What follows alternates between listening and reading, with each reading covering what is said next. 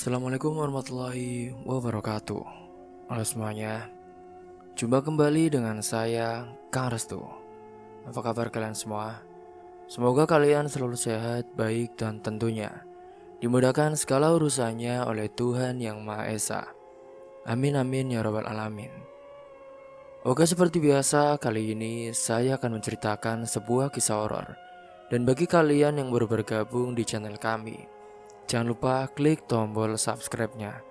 Klik juga lonceng notifikasinya serta like video ini agar kalian semua tidak ketinggalan cerita-cerita menarik dan terbaru tentunya dari channel kami. Oke, terima kasih. Dan langsung saja tanpa berlama-lama lagi, ini dia kisahnya. Singkat cerita, saat ini Ismi bukanlah seperti dulu lagi. Sementara itu di rumah besar yang dulunya menjadi lambang kemenangan dari Bu Yati, suasana berubah menjadi drastis. Bu Yati dan Karman kini terkapar hampir setiap hari. Tubuh mereka lemah seperti habis tersedot tenaganya. Bu Yati sering muntah darah, bahkan sempat jatuh di kamar mandi hingga kepalanya terluka. Karman juga tak kalah parah. Ia sering meracau berbicara sendiri.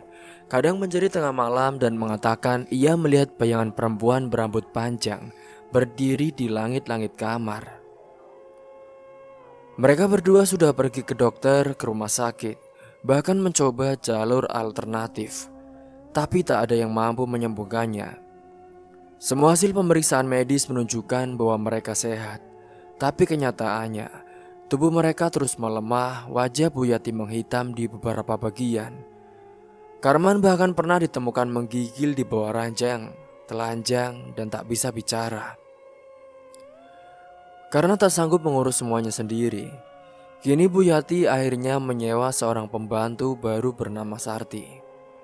Dia adalah perempuan muda berasal dari Purwodadi. Dia datang karena mendapatkan tawaran gaji tinggi. Meski sejak hari pertama ia sudah merasa ada yang ganjil di rumah itu. Suasana rumah dingin seperti kuburan. Setiap malam, suara aneh terdengar dari loteng. Kadang seperti orang berjalan, kadang seperti suara tangis tertahan. Sarti bahkan pernah melihat bayangan hitam melintas cepat di dapur saat itu. Tapi yang paling membuat Sarti ketakutan adalah ketika suatu malam saat hendak membersihkan kamar tamu. Tak disangka ia melihat boneka kecil sudah berlumuran darah tergantung di bawah cermin kamar mandi. Tak ada yang mengaku meletakkannya. Tapi sejak malam itu, Sarti selalu tidur sendiri sambil membawa air doa dan pisau kecil di bawah bantal. Bu, saya tidak kuat di sini, Bu. Saya sering mimpi jelek, suara-suara aneh. Bahkan Pak Karman suka manggil nama saya padahal saya lagi di dapur, Bu. Sarti mengadu suatu pagi. Bu Yati hanya menatap kosong saat itu. Ya sudah, kalau kamu gak kuat, silakan pergi. Tapi tolong, jangan pernah cerita ke siapa-siapa soal rumah ini ya. Sarti tak menjawab saat itu. Tapi malam itu juga ia mengemasi barangnya dan pergi tanpa pamit. Kehidupan Bu Yati dan Karman semakin runtuh. Tak ada lagi teman yang mau datang, toko pun kini mulai sepi karena warga sekitar sudah menghindar. Bahkan orang yang dulu menyembah-nyembah saat belanja pun kini pura-pura tak kenal. Itu semua terjadi karena kelakuan dari Bu Yati sendiri. Dan dari balik jendela rumahnya, Bu Yati hanya bisa menatap kosong ke jalanan, mengenang masa ketika ia begitu dieluk-elukan sebagai perempuan sukses.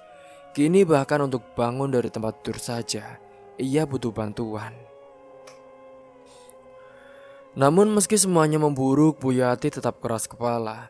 Ia belum mau mengaku kalah, ia juga belum tahu bahwa wanita yang dulu pernah ia injak, kini berubah menjadi kekuatan yang tak bisa dihentikan. Ismi seorang ibu yang dibakar dendam bukan lagi manusia biasa. Di lain sisi, Ismi pun terus menapaki malam-malamnya dengan kepala tegak. Ia bekerja di klub malam, lalu pulang saat dini hari.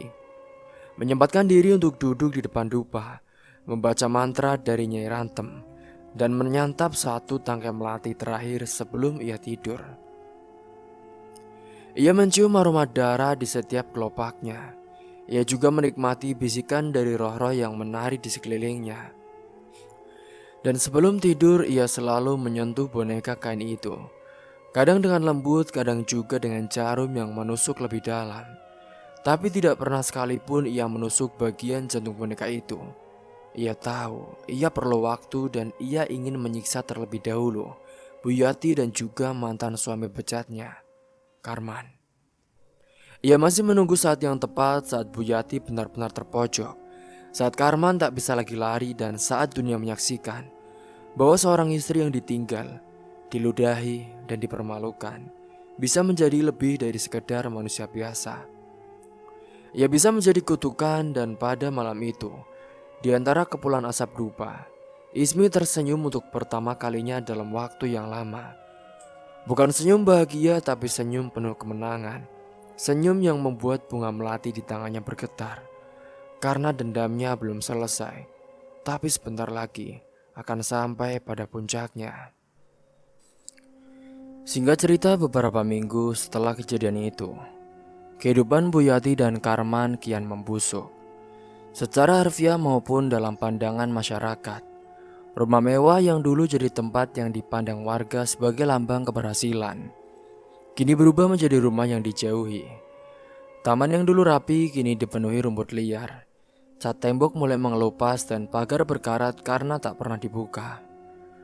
Bau busuk pun semakin menjadi terutama saat pagi hari. Setiap pagi, Bu Yati yang tubuhnya makin kurus itu masih berusaha keluar rumah.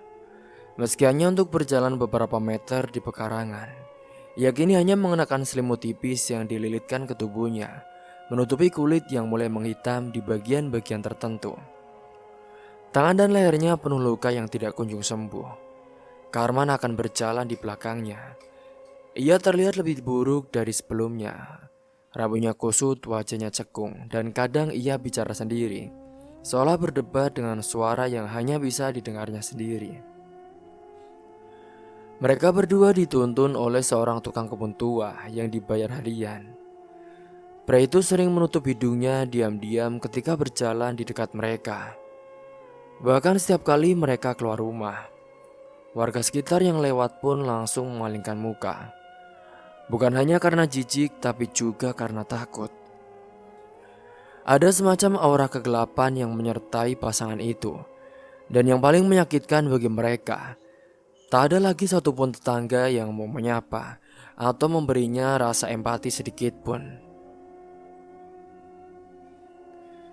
Singkat cerita, pada suatu pagi saat Bu Yati dan Karman kini duduk di bangku taman depan rumah mereka, ada seorang ibu yang lewat bersama anaknya. Sang ibu tiba-tiba berhenti menatap tajam. Lalu tanpa rasa hormat, ia berkata dengan suara keras, kenapa gak mati aja sih? Bau kalian itu nyusahin satu kampung tahu. Setiap pagi harus tutup hidung. Dasar pembawa sial. Karman hanya menunduk, tapi Bu Yati mengangkat kepala dengan pelan. Matanya merah namun lemah, ia juga tidak membalas. Ia hanya menarik selimutnya lebih rapat lalu meminta tukang kebun menggiringnya masuk ke dalam rumah. Tapi sejak saat itulah ia tak pernah lagi keluar rumah. Ia tahu kehidupannya semuanya sudah hancur. Dirinya, harga dirinya, nama baiknya, bahkan tubuhnya sendiri kini sudah tak berpihak kepadanya. Di sisi lain, kehidupan Ismi justru berbanding terbalik. Setelah sebelumnya hidup dalam hinaan dan juga luka, kini ia bangkit bukan hanya sebagai perempuan mandiri, tapi juga sebagai wanita yang memikat. Penampilannya berubah total, ia kini tampak cantik, anggun dan wangi setiap kali melangkah keluar rumah. Rambutnya ditata rapi, pakaiannya bersih dan juga mahal. Bahkan langkahnya pun terlihat percaya diri. Para laki yang dulu mengabaikannya kini diam-diam menatap kagum. Tapi Ismi tidak peduli. Baginya ia tak butuh pujian, ia hanya butuh keadilan. Dan sekarang saat melihat Buyati dan Karman menderita, ia tahu bahwa keadilan itu sedang berjalan sesuai dengan jalurnya. Ismi kini bisa melakukan perawatan rutin di salon langganan. Bahkan membeli kosmetik dan pakaian bagus tanpa harus berpikir dua kali. Kehidupan ekonominya berubah drastis. Meski masih bekerja malam di klub, ia sudah tidak seperti wanita penghibur biasa. Ia kini sudah memilih tamu-tamunya, menentukan caranya sendiri dan menggunakan penghasilan itu untuk masa depan Amel. Amel kini tumbuh menjadi gadis cerdas dan juga sensitif. Ia sudah bisa membedakan mana yang baik dan mana yang jahat. Dan sejak Karman meninggalkan rumah dan ikut dengan Buyati, Amel sudah tak mengakui laki-laki itu sebagai ayah. Ia bahkan tak pernah berkata saat melihat Karman berjalan dengan kaki diseret dan tubuh gemetar dari jendela rumah tetangga. "Nak, kamu sekarang gak punya nyala lagi." "Ya, iya bu. Buatku ayah udah mati bu. Dia gak pantas dipanggil ayah. Dia udah jahat." Ismi tak langsung menjawab lagi saat itu. Tapi dalam hatinya ia juga tahu bahwa Amel akan terus ada. Dan ia bersumpah tidak akan membiarkan putrinya tersakiti lagi oleh siapapun. Singkat cerita, malam-malam Ismi kini dipenuhi ketenangan yang aneh. Ia masih rutin melakukan ritual kecil dengan dupa dan juga bunga melati. Tapi tak seintens dulu lagi. Ia kini mulai menikmati kekuatan itu dalam diam. Ia tahu, kekuatan yang ia terima dari Nyai Rantem bukanlah sesuatu yang bisa digunakan sembarangan. Ia harus mengontrolnya, tapi satu hal yang pasti, selama dendam itu belum benar-benar lunas, ia akan tetap menjaganya. Sampai Buyati dan Karman benar-benar mati, meninggalkan dunia ini. Kini di setiap malam Jumat, Ismi saat itu duduk di ruang tengah dengan Amel yang tertidur di bangkuannya. Lampu rumah menyala temaram, udara wangi melati menguar dari dupa kecil di sudut ruangan. Ia menatap wajah Amel dengan lembut lalu membelai rambut anaknya dengan perlahan. "Nak, kita gak butuh siapa-siapa lagi nak. Ibu cukup. Dan kamu cukup buat ibu. Sekarang waktunya kita hidup tenang. Tapi kalau mereka masih mengusik, ibu tahu apa yang harus dilakukan." Di tempat lain, Karman pun kini menggigil dalam tidurnya. Ia bermimpi dikejar sosok wanita bergaun putih dengan tangan berlumuran darah dan juga bola mata hitam pekat yang menatapnya tanpa berkedip. Sosok itu tak pernah bicara, ia hanya muncul setiap malam, lebih dekat dari sebelumnya. Sementara kini Buyati mengurung diri dari kamar, merintih kesakitan sambil memegangi perutnya yang terus membengkak tanpa sebab. Ia pernah mencoba berdoa, mencoba mendekatkan diri pada Tuhan. Tapi setiap kali menyebut nama suci, suara tawa kecil terdengar dari belakang tirai kamarnya. Dan suara itu selalu diakhiri dengan bisikan, "Kamu tidak akan tenang, karena hutangmu belum lunas. Nyawamu harus hilang dulu." Kini dua dunia yang dulu pernah terhubung dalam kehinaan dan juga pengkhianatan telah bergeser jauh. Yang satu bersinar dalam kemewahan dan juga keteguhan, meski diselimuti kegelapan. Yang lain tenggelam dalam kehancuran, membusuk perlahan, dan menunggu giliran untuk benar-benar menghilang dari muka bumi. Dan Ismi masih tetap menunggu karena untuk dendam sebesar ini, ia tak ingin menyelesaikannya dengan cepat. Ia ingin mereka mengerti apa rasanya mati perlahan, apa rasanya menderita dalam kesakitan yang sangat tidak enak. Kini, ia akan menunggu sampai waktunya tepat agar ia bisa menikmati kehancuran dari mantan suami dan juga wanita yang sudah merusak kebahagiaan dari keluarga kecilnya. Singkat cerita, pada malam itu, Ismi kembali mendatangi rumah Nyai Rantem. Ia ditemani angin yang menggerakkan dan bambu dan suara daun kering yang berderak di bawah langkah kakinya. Ia melangkah mantap menuju pondok kayu tempat Nyai tinggal. Seperti biasa, dupa menyala di sudut ruangan. Dan di tengah lingkaran tanah bertabur bunga boneka kain putih yang masih tergeletak. Seperti tubuh yang menanti perintah. Nyai Rantem menatapnya dengan mata tajam. Wanita tua itu duduk bersila mengenakan kain hitam. Rambutnya dikepang panjang hingga ke dada. Suaranya berat saat bicara. Kamu sudah cukup memberi waktu mereka untuk bernafas. Sekarang waktunya dihabisi. Ismi diam, menunduk. Dalam hatinya ada benturan antara puas dan juga iba. Tapi suara tangis Amel dulu, suara tawa Bu Yati saat sudah merebut mantan suaminya. Semua kembali memenuhi kepalanya. Kalau kamu lakukan sekarang, aku bisa kunci kekuatanmu. Kecantikanmu akan semakin kuat. Aura wajahmu juga bersinar.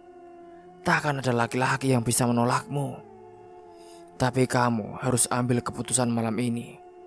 Kalau tidak, kekuatan itu akan melemah. Ismi mengangguk pelan. Ia tahu ini bukan hanya soal dendam, ini soal harga diri. Soal luka yang tak akan pernah sembuh kalau musuhnya masih hidup dan bernafas dengan wajah puas. Ia menggenggam jarum perak di tangannya. Lalu ia dengan cekatan mendekat ke boneka kain putih. Kali ini tanpa ragu ia tusukkan jarum itu ke bagian perut. Dengan dalam, pelan lalu ditahan.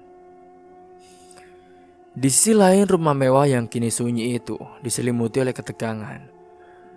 Bu Yati semakin hari makin tak bisa berpikir jernih. Sudah 2 minggu terakhir ia tak bisa tidur normal. Makan hanya 1 sendok itu pun dimuntahkan kembali. Tubuhnya mengeluarkan bau anyir yang tak bisa dijelaskan. Bahkan dirinya sendiri kini mulai jijik saat melihat pantulan wajahnya di cermin. Wajahnya keriput, matanya bengkak, bibirnya pecah-pecah, dan rambut rontok seperti orang tua yang sudah sangat tua renta. Karman yang seharusnya menjadi sandaran justru tak peduli lagi. Ia kini sering termenung sendiri di kamar belakang. Kadang tertawa sendiri, kadang menangis menyebut nama Amel dan Ismi. Setiap kali Bu Yati coba bicara, lelaki itu hanya menjawab dengan gumaman tak jelas. Seolah otaknya pun ikut rusak sedikit demi sedikit. Hingga pada puncaknya pagi itu, Bu Yati yang berjalan terseok ke kamar kosong di ujung lorong. Kamar itu sudah lama tak dipakai, tak ada kasur. Hanya dinding kosong dan jendela kecil yang tertutup tirai lusuh. Ia menutup pintu perlahan lalu terduduk di sudut ruangan sambil membawa pisau dapur yang ia sembunyikan sejak semalam. Pandangannya kosong, air matanya sudah habis sejak beberapa hari lalu. Ia tidak lagi merasakan sedih, takut, atau bahkan marah. Yang ada hanya rasa hampa dan kehendak untuk mengakhiri semuanya ini. Kalau memang ini hukuman, aku sudah menerimanya, bisiknya dengan lirih. Tak ada suara tangis, tak ada drama, hanya satu hentakan dingin di dadanya sendiri. Kemudian satu tusukan lagi, kali ini ke perut dan tubuhnya terjerembab, darah mengalir perlahan, menetes ke lantai kamar yang berdebu. Tidak ada yang tahu, tidak ada yang mendengar. Tubuhnya tergeletak seperti boneka tanpa nyawa. 8 jam kemudian barulah tukang kebun curiga. Ia biasanya diminta menyapu taman atau menyiram bunga tiap pagi.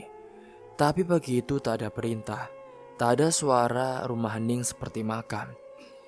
Ketika ia masuk dan mencium bau busuk yang menyengat, ia pun langsung merasa ada yang tidak beres. Karman saat itu ditemukan duduk di ruang tengah, menatap televisi yang tidak menyala. Mulutnya penuh luka kering karena sering digigit sendiri saat tidur. Ia tak bicara ketika tukang kebun menanyakan keberadaan Bu Yati. Ia hanya menoleh ke arah lorong. Kini saat kamar kosong itu dibuka, tubuh Bu Yati sudah membiru, darahnya menghitam dan perutnya hancur seolah disobek dari dalam. Tukang kebun menjerit, Karman pun berdiri dan berlari ke kamar itu. Lalu jatuh tersungkur di sisi mayat istrinya. Kini untuk pertama kalinya sejak berminggu-minggu, ia berteriak keras panjang, memanggil nama Yati sambil menghantamkan kepalanya ke lantai. Di saat yang sama di tempat lain, Ismi membuka mata sebelah menyelesaikan ritualnya.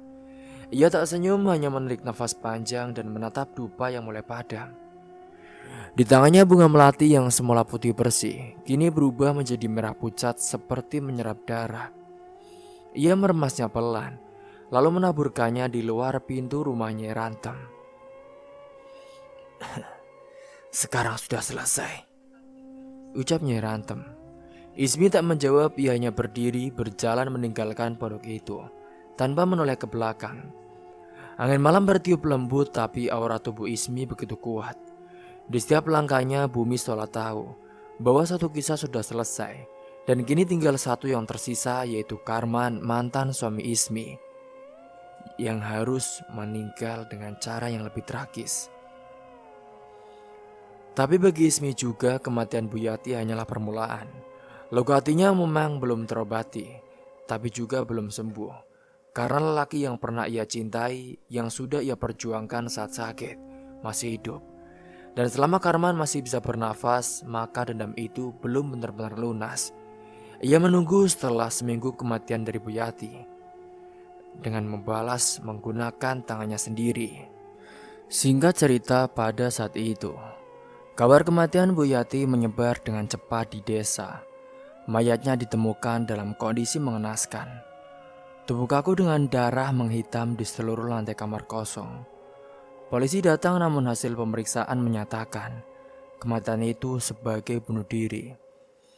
Meskipun banyak warga curiga ada yang tak wajar, tapi tak satupun berani membahasnya terbuka. Bukan karena takut pada hukum, melainkan karena mereka tahu siapa yang berada di balik semua itu. Meski begitu, tak semua warga bersedih. Justru sebagian besar dari mereka merasa seperti beban terangkat dari pundak. Bu Yati memang semasa hidupnya dikenal dengan arogan. Suka meremehkan orang kecil, bahkan pernah memecat pegawai hanya karena tidak menyebutkan gelarnya saat menyapa. Banyak yang diam-diam mencibir ketika mendengar berita kematiannya. Bahkan beberapa orang tua juga justru berkata, "Rasain, lega rasanya ya. Satu bibit keangkuhan di desa ini sudah hilang. Aku sih senang dia mati." Namun suara-suara itu perlahan diredam oleh sosok tua yang masih dihormati di kampung. Dia adalah Ustadz Saifullah. Beliau datang ke rumah duka lalu mengumpulkan para warga, mengajak agar mereka mau mengantarkan jenazah ke tempat pemakamannya. "Pak, Bu, kita ini manusia. Kita ini makhluk yang sama-sama penuh dosa. Tapi kita diajarkan untuk memaafkan. Jadi, jika Allah saja Maha Pemaaf, maka kita tak pantas menyimpan benci kepada orang. Apalagi orang itu sudah kembali kepada tanah. Mari kita doakan semoga almarhumah tenang. Ayo, kita antar jenazahnya.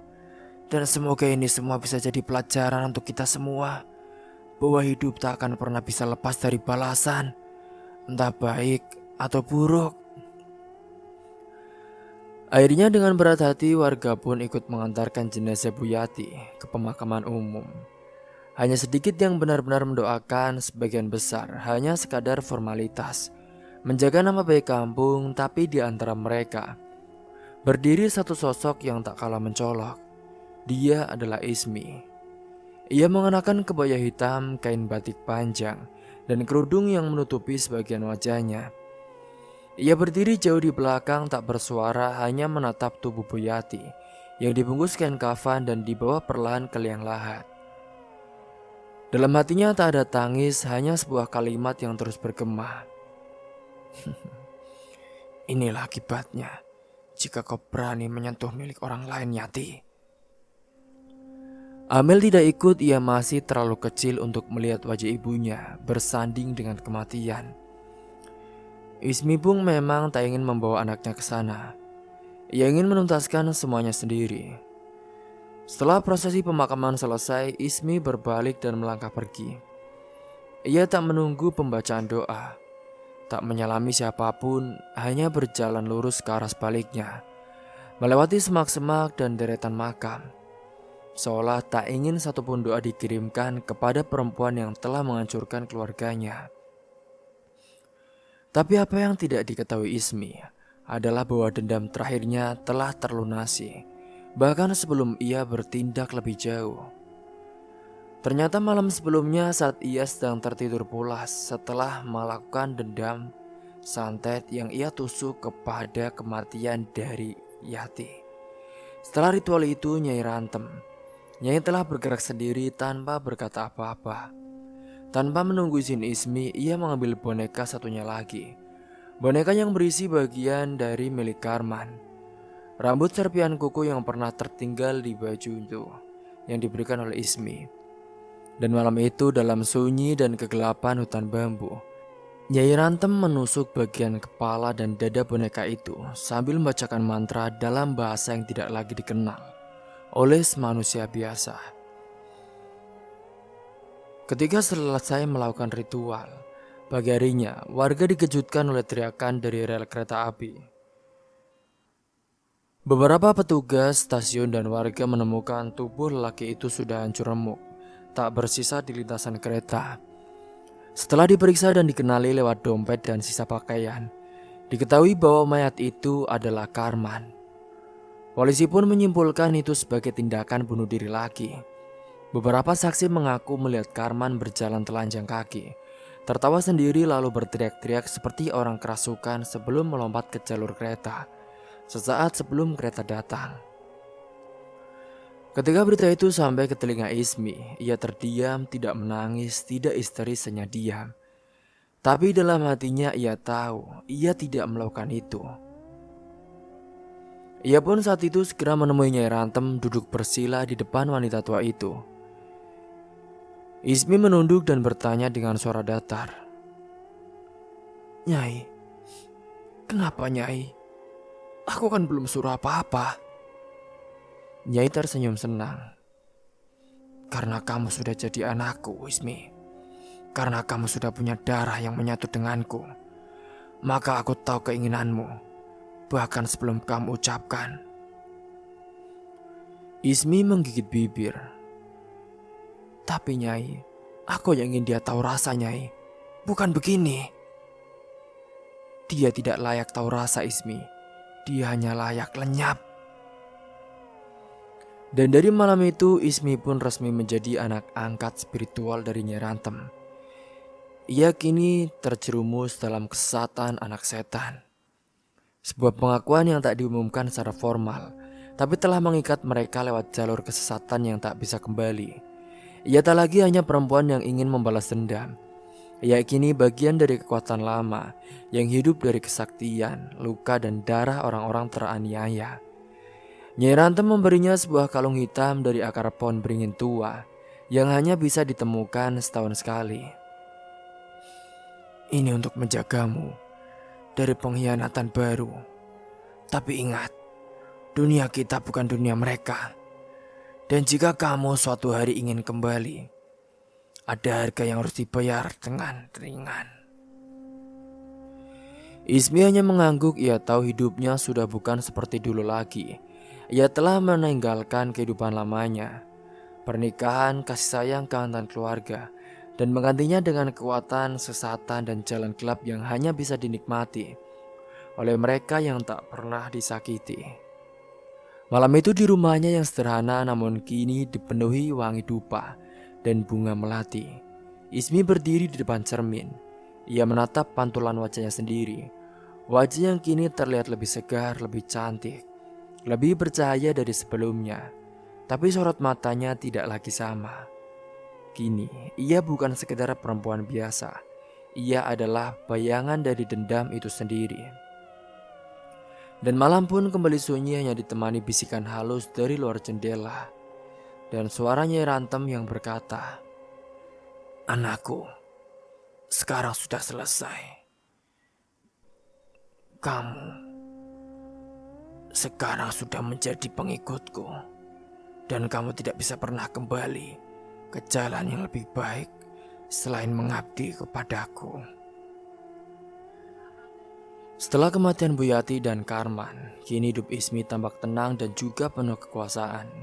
Wajahnya semakin bercahaya, kecantikannya memikat siapa saja. Tapi hatinya sudah tak punya ruang untuk cinta atau ampunan. Ia kini menjadi bayang-bayang dari dendam yang telah tuntas. Namun di balik kekuatan itu, jiwa Ismi perlahan kosong. Setiap malam, suara-suara bisikan dari dunia gaib terus menghantuinya. Amel pun kini semakin menjauh, takut pada ibunya yang kerap bicara sendiri di tengah malam, sambil membakar bunga melati dan kadang memakannya. Kini dengan bantuan saat itu ketika masih sadar, Ismi memutuskan untuk membawa Amel ke tempat yang lebih baik dan meninggalkannya dengan paksa. Dan suatu malam saat Ismi duduk sendiri di depan dupa yang sudah lama mati, tatapannya kosong, tak ada resi tersisa untuk benci, tak ada yang bisa ia hancurkan lagi. Dendam sudah selesai tapi hatinya tetap hampa. Dalam diam ia sadar membalas dendam membunuh musuhmu, tapi mengampuni mungkin bisa menyelamatkan dirimu sendiri. Sayangnya bagi Ismi, siapa saja yang telah melakukan membuat hatinya menjadi sangat sakit dan sudah melelahkan hidupnya, maka balasan yang paling kejam yaitu kehilangan nyawa.